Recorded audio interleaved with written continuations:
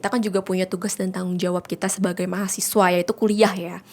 Tapi kita juga kalau udah berprinsip untuk masuk ke suatu organisasi, berarti kita juga punya tugas dan tanggung jawab yang harus kita kerjakan gitu.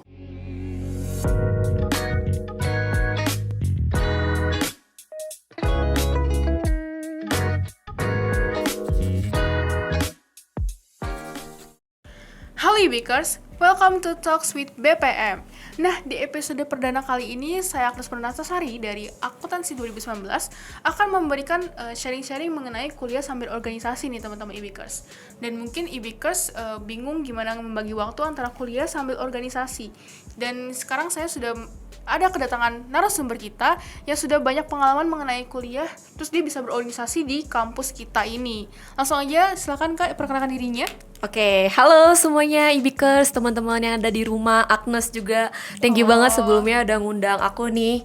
Sebelumnya, agar sharingnya lebih enak, aku mau perkenalkan diri terlebih dahulu ya. Halo semuanya teman-teman, perkenalkan nama saya Judith Melvina Queen, saya angkatan 2019. Dan saat ini saya masuk ke penjurusan broadcasting dengan jurusan ilmu komunikasi. Tapi di sini saya juga aktif di organisasi kampus kita, IBQ Kiangi, sebagai salah satu anggota dari Badan Perwakilan Mahasiswa atau BPM. Oke, sekarang jadi Badan Perwakilan Mahasiswa selaku ketuanya ya? Iya, betul. Nah, mungkin teman-teman Ibikers di luar sana juga masih ada beberapa yang bingung, BPM itu apa sih? Oh, oke. Ya nggak heran sih kalau misalkan masih bingung, karena kan juga teman-teman yang nonton mungkin ada yang dari maba-maba baru ya, karena baru selesai PKK ya Nes ya. Iya. Oke, mungkin saya di sini bisa jelasin sedikit apa sih itu BPM. Nah, BPM itu adalah Badan Perwakilan Mahasiswa, yang dimana BPM ini adalah organisasi tertinggi yang ada di kampus kita sebagai organisasi ataupun lembaga legislatif dan eksekutif, yang dimana kita di sini juga menaungi aspirasi mahasiswa maupun aspirasi ormawa atau organisasi mahasiswa yang ada di kampus kita, yaitu dari UKM maupun Hima. Nah, ini kan kita lagi membahas tentang kuliah sambil organisasi nih, Dit. Mungkin kalau dengar dari kata organisasi menurut Judith sendiri itu apa sih? Kalau organisasi itu menurut saya, gimana caranya kita bisa saling pengertian, bekerja bersama tim, bukan cuman kita ego ya. Karena kita kalau nggak masuk organisasi, kalau dari pengalaman saya, itu pasti kita akan masih ego ya. Sedangkan kita di organisasi kan kita pasti bakal punya kepribadian atau bertemu dengan sifat-sifat yang berbeda dengan kita gitu. Jadi gimana caranya kita mencapai tujuan dengan sifat dan karakter yang berbeda. Nah, itu tantangannya. Jadi kita harus satu misi dan visi ya. Betul. Nah, kalau misalkan Judith sendiri sebelum jadi BPM itu backgroundnya pernah organisasi apa nih, Dit? Oke, sebelum saya di BPM berarti masih sekolah ya, Nes ya? Bisa di sekolah juga berarti udah pernah organisasi ya? Udah dong. Karena sebenarnya saya juga suka organisasi ya dari dulu. Jadi pada saat saya SMP dan SMA itu saya tergabung atau masuk dalam OSIS. Agnes tahu OSIS lah pasti ya. Iya, semua teman-teman juga pasti tahu OSIS gitu ya. Karena saya juga backgroundnya suka OSIS, jadi di kesempatan kali ini di kampus kita juga ada kebetulan ya, ada ormawa yang sependapat atau sefrekuensi dengan saya di BPM, karena saya kan suka ya berorganisasi, jadi saya masuk ke BPM gitu.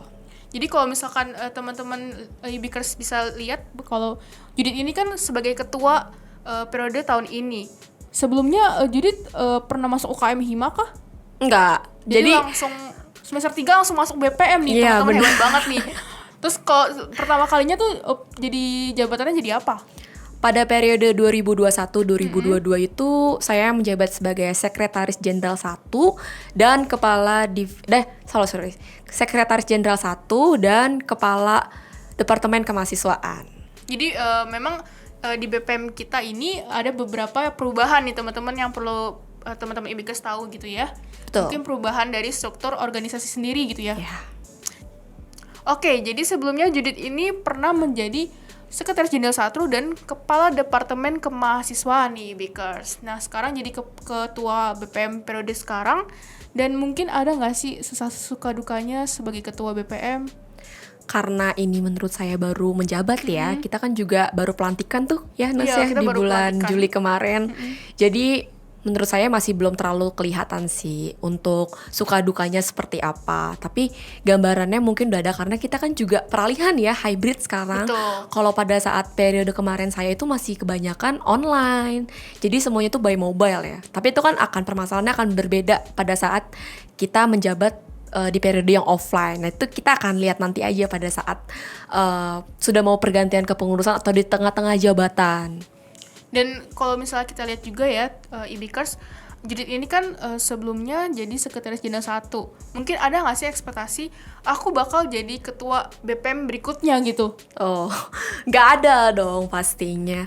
Karena menurut saya BPM itu kan organisasi tertinggi yang ada di kampus ya. Jadi kayak saya masih sampai sekarang pun ya sebenarnya kalau mau dibilang insecure sebenarnya masih ada, masih gak percaya gitu sih lebih tepatnya, karena bukannya dengan ketidakmampuan yang saya punya, tapi gimana caranya saya menanggung jabatan ini gitu loh. Bukan, saya pengen tuh supaya jabatan yang saya pegang ini bukan cuma sekedar jabatan, tapi harus punya tugas dan tanggung jawab dan hal yang harus dilakukan gitu loh untuk membawa dampak perubahan dari periode-periode sebelumnya. Jadi maksud saya tugas dan tanggung jawab ini kan pasti besar ya. Oleh karena itu kalau saya dipercayakan jadi ketua BPM berarti ada sesuatu yang dipercayakan kepada saya yang bisa saya bantu atau misalkan bisa saya ajak dari staf-staf komisi dan divisi yang ada di BPM periode ini supaya kita tuh bisa saling kerjasama gitu loh. Karena kayak kalau satu aja itu nggak mau berkontribusi tuh pasti akan ke bawahnya akan susah gitu. Jadi maksud saya jadi ketua BPM itu merupakan suatu kehormatan sih. Oke, jadi memang sebagai ketua BPM itu banyak juga harus yang dipelajari dan harus banyak mendengarkan staf-staf bawahannya juga ya. Tuh. Jadi nggak hanya walaupun kita sebagai ketua gitu misalnya, tapi kita jabatan gue ketua, tapi kita harus dengerin teman-teman di bawah kita Betul, juga. karena kita kan juga punya staff ya. Staff itu kan juga punya hak suara yang sama. Jadi kita kalau jadi ketua tuh harus mau mendengarkan, bukan cuman mau didengarkan. Nah, sekarang Judit ini kan sudah menjadi ketua nih. Dan pastinya gimana sih teman-teman mungkin bingung caranya membagi waktu kuliah sama organisasi. Apalagi BPM itu lumayan banyak proker-prokernya gitu. Ya, balik lagi sih kalau ke diri kita masing-masing ya. Kita kan juga punya tugas dan tanggung jawab kita sebagai mahasiswa, yaitu kuliah ya.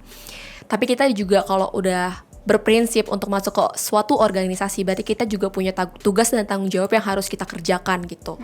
Nah, kita harus tahu dulu nih, apa sih tujuan kita masuk organisasi. Kalau misalkan kita udah tahu tujuan kita masuk organisasi, misalkan kayak saya untuk mengembangkan skill yang nggak saya dapatkan pada saat saya berkuliah gitu, atau di bidang akademik, berarti kan saya harus masuk ke organisasi. Nah itu kan dua pengalaman yang berbeda. Oleh karena itu kalau memang sudah dua-duanya kita ambil, sudah kita putuskan untuk masuk ke dalam organisasi, kita juga harus bisa membagi waktu antara kuliah dengan organisasi. Nah itu balik lagi dengan prioritas diri kita masing-masing. Kita lihat juga apakah yang menjadi prioritas utama kita. Misalkan kita ada tugas kuliah, kita bisa dikerjakan di awal-awal nih. Daripada saat tugas itu diberikan, kita kan bisa nyicil ya Nes ya. Apalagi saya jurusan broadcasting, itu kan kita bisa Proyeknya lumayan banyak. project mulu, say.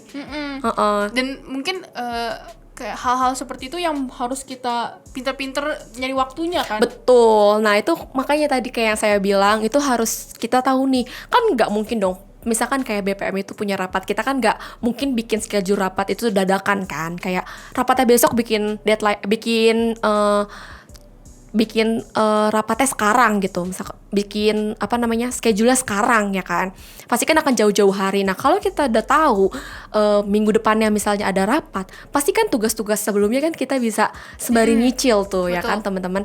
Jadi maksud saya gimana caranya kita bisa bagi waktu aja sih. Jadi antara tugas sama organisasi itu tuh harus bisa sama gitu, harus bisa seimbang, jangan sampai ada yang timpang sebelah, dan itu akan menyulitkan kita ke depannya nanti, akan jadi pusing sendiri ngatur waktunya tuh, karena kan banyak ya kalau misalkan kita masih jadi mahasiswa nih, wah tugasnya masih lama, udah ntar dulu aja gitu kan, ditunda-tunda dulu. Iya ditunda-tunda dulu. Nah itu bukan tipikal saya sih sebenarnya. Dari awal saya bukan tipikal yang seperti itu. Jadi pada saat ada tugas, kalau bisa dikerjain hari itu juga ya kerjain aja hari itu. Jadi pada saat lagi rapat atau ada kegiatan yang dadakan, kita punya waktu untuk kerjain hal itu gitu sih. Oke, kita bisa diambil kesimpulan kalau misalkan dalam berorganisasi ini kita juga harus pintar-pintar nyari waktu membagi antara kuliah sama organisasi. Gimana caranya kita bisa mendapatkan soft skill itu, tapi bisa juga mendapatkan skill secara teori dalam tanda kutip di kampus kita. Mungkin teman-teman ada yang bingung caranya masuk BPM. Cara masuk BPM ya, mungkin teman-teman juga udah sempat ngeliat ya, biasanya di PKK itu atau di Instagram kita ya di BPM itu juga sebenarnya udah ada gitu tentang BPM ini seperti apa, tapi mungkin di situ belum tertulis ya Nes ya. Iya betul. Kayak harus masuk kayak dari jurusan mana dan lain sebagainya itu belum tertulis ya. Mungkin di podcast episode perdana ini Dikasih bocoran dikit lah gitu. Iya, dikasih bocoran sedikit. Jadi pada saat teman-teman atau viewer yang sedang menonton podcast kita, gimana sih caranya masuk BPM? Nah, untuk masuk BPM itu sendiri, itu tersedia atau diperbolehkan dari semua jurusan yang ada di kampus IB Quick Candy. Syaratnya jadi mahasiswa kampus kita dulu tapi ya Nes ya. Iya betul, dan minimal juga semester 3 ya. Betul, semester 3. Mungkin teman-teman yang masih semester 1, semester 2 masih maba-maba bisa join ke UKM Hima dulu, baru nanti join ke BPM bareng kita. Bisa ketemu kita, bisa dapat pengalaman yang lebih banyak lagi gitu ya. Ya, karena kenapa sih sebenarnya minimal tuh yang boleh masuk BPM tuh semester 3? Mungkin saya di sini bisa sedikit jelaskan ke teman-teman semuanya. Karena di semester 1 dan semester 2 teman-teman maba di rumah ini yang sedang menonton kan belum begitu paham ya tentang fasilitas ataupun alur-alur yang ada di kampus kita ini. Oleh karena kampus belum tahu banget. Betul. Nah, oleh karena itu kita kasih kesempatan nih buat teman-teman semester 1 dan semester 2 untuk cari tahu dulu nih ada apa sih hal-hal yang pengetahuan di kampus kita tuh seperti apa. Nah, setelah teman-teman tahu silakan daftar di semester 3. Oke, mungkin Judit ada nggak nih pesan-pesan untuk kedepannya BPM kita bagaimana gitu? Oke, untuk kesan-pesannya untuk BPM periode 2022-2023 sebenarnya saya nggak mau muluk-muluk sih. Yang penting kita solid, komunikasi harus terjalin baik ya, harus lancar juga. Jadi apapun masalahnya itu pasti akan bisa diselesaikan kalau kita berkomunikasi. Jadi untuk teman-teman BPM periode 2022-2023 kalau ada apa-apa jangan lupa untuk komunikasiin aja gitu kan, kita nggak mungkin dong untuk marah-marah apa lain sebagainya. Kita akan cari cara gimana supaya masalah ini bisa teratasi dengan baik gitu kan. Dan yang ketiga, lakukan tugas dan tanggung jawab kita sebagaimana kita sudah dipercayakan sebagai anggota Badan Perwakilan Mahasiswa di kampus kita pada periode kali ini. Jadi kita harus kerja sama-sama kerja. Oke, kita harus kerja sama-sama kerja. Nah, untuk pesan-pesan untuk IBikers di luar sana nih yang mau kuliah sambil organisasi, mungkin yang tadi topik yang pertama kita mungkin bingung gimana manajemen waktunya, bisa dijelasin lagi, Dit? Oke, untuk teman-teman IBikers maupun teman-teman yang nonton, menurut saya masuk organisasi itu tidak ada kerugian sama sekali. Malah kita mendapatkan pengetahuan yang baru. Karena masuk organisasi itu merupakan pengalaman yang tidak akan datang 2 kali. Oleh karena itu marilah jangan takut untuk masuk ke dalam organisasi atau kepanitiaan. Karena kalau masuk organisasi itu hal-hal yang tidak kita lakukan pada saat di akademik itu akan kita pelajari secara sendirinya pada saat masuk ke organisasi. Baik itu soft skill maupun problem solving yang belum pernah kita pelajari sebelum pada saat kita di bangku perkuliahan. Oleh karena itu teman-teman yang ada di rumah jangan lupa untuk masuk organisasi karena itu juga penting ya Nes ya, untuk perkembangan kita pada saat kita udah lulus dari bangku perkuliahan nanti itu. Dengan adanya pengalaman kita dalam berorganisasi, kita akan meningkatkan soft skill kita, baik dari berkomunikasi maupun hal-hal yang belum pernah kita pelajari sebelumnya. Jadi jangan takut untuk berorganisasi agar akal kita atau sifat kita bisa berubah dan berkembang. Iya, berarti kesimpulannya sebenarnya organisasi ini salah satu hal yang penting bagi kita semua, dimana kita menjadi pribadi yang lebih dewasa dalam problem solving sendiri gitu. Oke, mungkin dari segitu aja sharing-sharing kita dengan Judith Melvina Queen selaku Ketua BPM 2022-2023. Nah, IBikers jangan lupa untuk follow, like, dan subscribe media sosial BPM di bawah ini ya. Nah, terima kasih untuk IBikers yang sudah nonton dari awal sampai akhir. See you in the next video. Bye-bye. Dah.